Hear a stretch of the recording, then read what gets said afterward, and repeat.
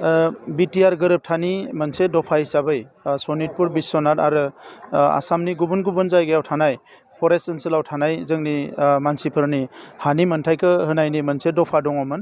दा बे लेखायै दिनै सनितपुराव बेसेबा बुरजा सुबुंनो जोंनि मानसिफोरनो हानि मोनथाय होनाय मोनसे हाबाफारि लानाय जादों। बेनि थाखाय आसामनि चिफ मिनिस्टार बिथांखौ आं साबायखर बावदों। गोलाव सम सोमावसारनो गोनां जादोंमोन। बिनिखायनो बिटिआर गोरोबथायाव बेखौ मोनसे दफा हिसाबै सोना दोननाय जादों, जाहाथे सरकारा खुनु कारनाव फासयनो हाया। दा बे हाबाफारिया जानायनि उनाव बे ओनसोलनि स्कुल कलेज बायदिसिना जौगालु हाबाफारिफ्रा जोबोद गोख्रैनो जागोन होननानै आं मिजिंथिदों। आरो बेजों लोगोसे जोंहा गिदिर मोनसे एजेन्डा दंबावो, गामि सोनाय आरो गामि दाननाय। दा गामि दाननाया प्राय गैला बायदियानो जाबाय। दा गामि सोनायनि जे हाबाफारि बेखौबो थाबैनो खालामगोन होननानै मुख्यमन्त्रि बिथाङा बुंदों। दा बे हिसाबै जोङो नाजागासिनो दङ।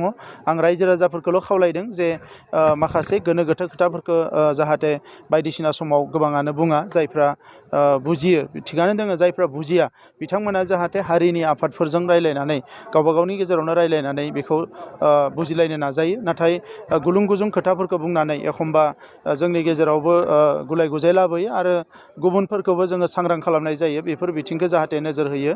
दा सनितपुर आरो बिश्वनाथाव रायजो जानाय जोंनि गासैबो रायजो राजाफ्रा दिनै मोनसे मोजां मोनसे मोनथाय एबा मोजां मोनसे एचिभमेन्टखौ दिनै मोननो हादों।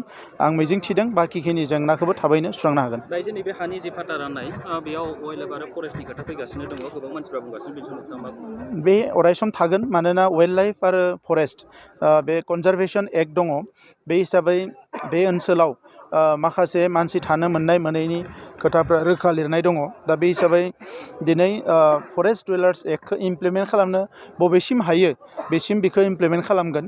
जेराव हाया बेखौथ' हाजार नाजाबाबो हानाय नङा। नाथाय बिदि होननानै थागिबि सुबुंफोरनि जि मोनथाय बेखौ जाहाथे इगनर खालामा, बिनि थाखायनो जों नाजागासिनो दङ, नोजोर होगासिनो दङ।